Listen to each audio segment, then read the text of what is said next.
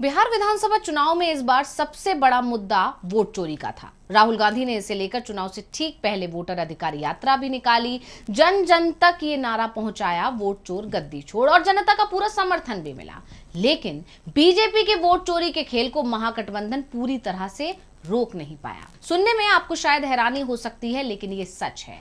BJP ने जो खेल हरियाणा और महाराष्ट्र में खेला, जिसका खुलासा खुद राहुल गांधी ने अपनी प्रेस कॉन्फ्रेंस में किया। संजय राउत के साथ दिल्ली चुनावों के समय राहुल गांधी ने एक प्रेस कॉन्फ्रेंस भी की थी और उसमें यह भी बताया था कि बीजेपी के पास करीब 47 लाख मतदाता हैं जो हर राज्य में वोट डालते हैं और इन्हें फ्लोटिंग वोटर कहा जाता है। जहां बीजेपी को जरूरत होती है वो उस राज्य में उन वोटर्स को भेज देती है और दिल्ली चुनाव में भी वो वोट डालेंगे और इसके बाद बिहार चुनाव में भी मतदान करेंगे। यानी राहुल गांधी ने पहले ही इस बात की भविष्यवाणी कर दी थी और जो कुछ राहुल गांधी ने कहा था वो सच साबित भी हुआ। दिल्ली में वोट देने वाले कई बीजेपी समर्थकों के सोशल मीडिया अकाउंट ही बता रहे हैं कि वो बिहार में भी वोट डाल रहे हैं, जिसके बाद राहुल गांधी और महागठबंधन के नेता भी मानने लगे हैं कि बिहार में वोट चोरी को पूरी तरह से वो रोक नहीं पाएगा। तो आज हम अपनी स्पेशल रिपोर्ट में वोट चोरी को लेकर हुए बड़े खुलासे की ही करने जा रहे हैं चर्चा। नमस्कार, मैं हूं अंशिता। बीजेपी को लेकर राहुल गांधी के जो भी दावे हैं उन पर एक बार फिर मोहर लग गई है। हर बार देखा जाता है कि राहुल गांधी बीजेपी को लेकर जो भी कहते हैं वो सच निकलता है आखिर में।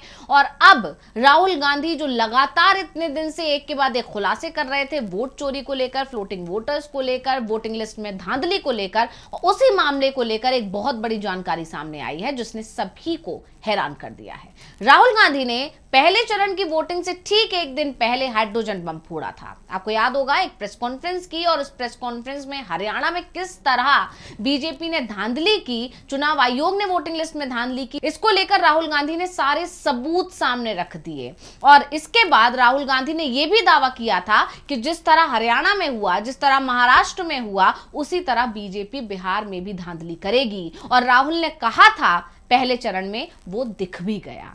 बीजेपी किस तरह वोट चोरी करती है ये सबूतों के साथ सामने आ गया। बीजेपी की धांधली से जुड़ी हैरान करने वाली जानकारी सामने आते ही तहलका मच गया है और अब विपक्ष सवाल पूछ रहा है तो बीजेपी नेता मुंह छिपाते घूम रहे हैं। दरअसल बिहार में विधानसभा चुनाव चल रहे हैं और उसमें जब पहले चरण की वोटिंग हुई, इसी बीच एक नहीं बल्कि कई विवाद ऐसे सामने आए जिसके बाद विपक्ष के आरोपों पर मोहर लग गई है। और बड़ी बात यह है कि बीजेपी के लोग धांधली करते हैं और उसमें कोई छोटे मोटे कार्यकर्ता शामिल नहीं होते हैं, बल्कि इसमें बड़े और दिग्गज नेता भी शामिल होते हैं। ऐसा इसलिए कहा जा रहा है कि बीजेपी के पूर्व राज्यसभा सांसद राकेश कुमार सिन्हा, उन पर आरोप लगा है कि उन्होंने इस साल दिल्ली विधानसभा चुनाव और अब बिहार चुनाव में भी मतदान किया। और ये जो आरोप लगे हैं ये कोई हवाई आरोप नहीं है, बाकायदा तस्वीरों के साथ ही ये आरोप लगाए गए हैं। बीजेपी नेता के 2 जगह पर मतदान को लेकर अब विपक्ष इस पर हमलावर हो गया। कांग्रेस नेता राहुल गांधी का भी इस मामले को लेकर बयान आया और उन्होंने बीजेपी और पीएम मोदी पर एक बार फिर गंभीर आरोप लगा दिया। तो लोकसभा के नेता प्रतिपक्ष और कांग्रेस नेता राहुल गांधी ने कहा, मैंने अपनी प्रेस कॉन्फ्रेंस में प्रेजेंटेशन दिया था कि हरियाणा चुनाव कोई चुनाव ही नहीं थे, वहां थोक चोरी हुई। उन्होंने कहा, मेरी तरफ से लगाए गए आरोपों, फर्जी वोट चोरी, फर्जी तस्वीर पर चुनाव आयोग ने कोई प्रतिक्रिया नहीं दी। इसके अलावा राहुल ने यह भी लगाया आरोप कि बीजेपी इसका बचाव कर रही है लेकिन मेरी बात को नकार नहीं रही है। मीडिया छोटे छोटे सवाल उठा रहा है, जैसे एक ब्राजीलियाई महिला ने मतदान किया, ब्राजीलियाई महिला की तस्वीर पर वोटिंग कैसे हो गई। उन्होंने अपनी बात को आगे बढ़ाते हुए यह भी कहा कि हकीकत यह है कि नरेंद्र मोदी, अमित शाह और चुनाव आयोग मिलकर संविधान पर हमला कर रहे हैं। संविधान कहता है एक व्यक्ति एक वोट, हरियाणा दिखाता है कि वहां एक व्यक्ति एक वोट नहीं था बल्कि वहां एक व्यक्ति अनेक वोट था, क्योंकि ब्राजीलियन मॉडल वाला जो मामला राहुल गांधी ने बताया था, जिसकी तस्वीर बाकायदा साझा की थी, उस लड़की ने कई जगह पर वोट डाला है, अलग अलग नामों से डाला है।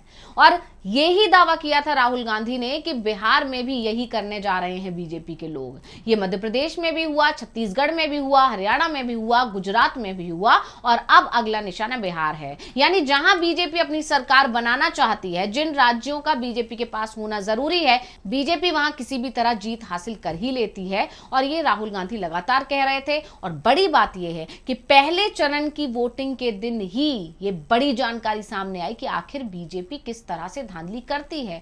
कौन है वो फ्लोटिंग वोटर्स जो एक राज्य से दूसरे राज्य जाते हैं, जहां जहां बीजेपी को जरूरत पड़ती है, जहां बीजेपी को हार दिखाई दे रही होती है, वहां 47 लाख मतदाता भेज दिए जाते हैं और वो फिर बीजेपी के लिए वोट करते हैं, जिससे पूरा नतीजा ही पलट जाता है। क्योंकि तमाम सर्वे रिपोर्ट्स, चाहे आप किसी भी राज्य का उठा के देख लीजिए, तो अगर हम बात करें मध्य प्रदेश की, हरियाणा की, चाहे हम बात करें महाराष्ट्र की, हर जगह सर्वे रिपोर्ट्स में कांग्रेस आगे बताई जा रही थी, कांग्रेस की लहर थी। महाराष्ट्र में भी एमडीए की सरकार बन रही थी और जब नतीजे आए तो सिर्फ कांग्रेस या विपक्ष ही नहीं बल्कि बीजेपी के लोग ही हैरान रह गए और इसी को लेकर राहुल गांधी लगातार सबूत जुटाने में लगे हुए थे और आखिरकार उनके हाथ पुख्ता सबूत लगे, जिसे उन्होंने जनता के सामने रख दिया। और इधर राहुल गांधी ने एक दिन पहले सबूत रखे हैं, अगले ही दिन खुलासे होने शुरू हो गए कि आखिर बीजेपी खेल क्या खेलती है। इसी को लेकर कांग्रेस सांसद राहुल गांधी ने आगे ये भी कहा कि हमारे पास इस बारे में बहुत मटेरियल है, हम इस प्रक्रिया को जारी रखेंगे।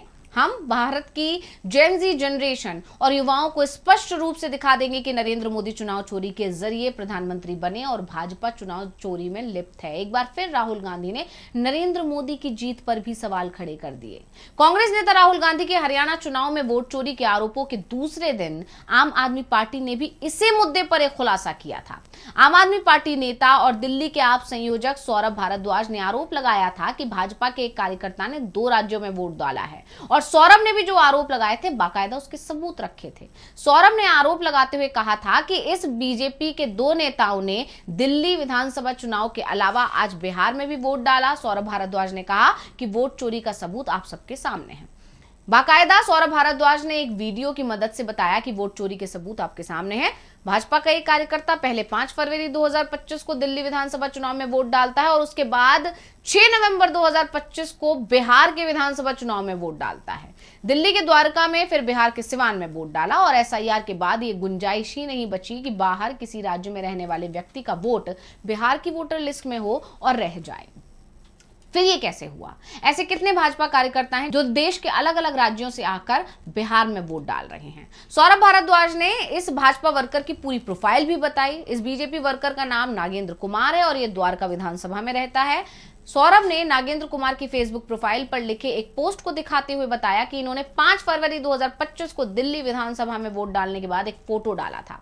इसके बाद आज की बीजेपी वर्कर की दूसरी फोटो दिखाई जिसमें वो कथित तौर पर बिहार के सिवान में वोट डालकर आए हैं। आप नेता ने कहा कि अगर इनका नाम एसआईआर में आता तो नाम कट जाना चाहिए था, पर ऐसा नहीं हुआ। अब सौरभ भारद्वाज यही नहीं रुके, उन्होंने इसके अलावा एक और बीजेपी नेता का इसी तरह 2 जगह वोट डालने का दावा किया। सौरभ भारद्वाज ने वीडियो जारी कर बताया कि भाजपा दिल्ली के पूर्वांचल मोर्चे के अध्यक्ष संतोष ओझा ने पहले 5 फरवरी को दिल्ली विधानसभा चुनाव में वोट डाला और फिर 6 नवंबर को बिहार विधानसभा चुनाव में वोट डाल दिया।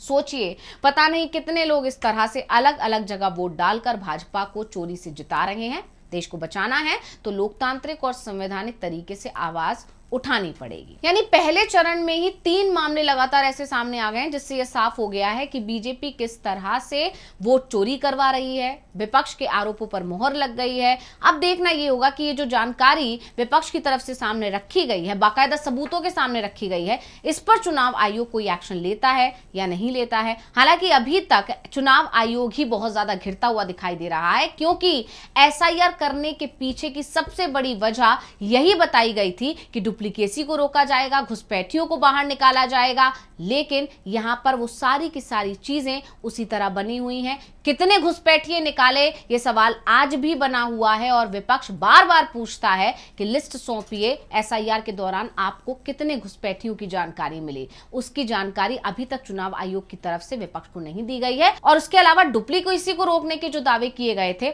उसके सबूत तो अब सामने रख ही दिए गए हैं कि कैसे एक व्यक्ति दिल्ली में भी वोट डालता है और उसके बाद वही व्यक्ति बिहार में भी जाकर वोट डालता है। तो विपक्ष सवाल पूछ रहा है, आखिर चुनाव आयोग की नाक के नीचे ये चल क्या रहा है? तो स्पेशल रिपोर्ट आपको कैसी लगी? हमें कमेंट करके अपनी राय जरूर दीजिएगा। इसी के साथ मुझे दीजिए इजाजत। देखते रहिए डीवी लाइव। नमस्कार।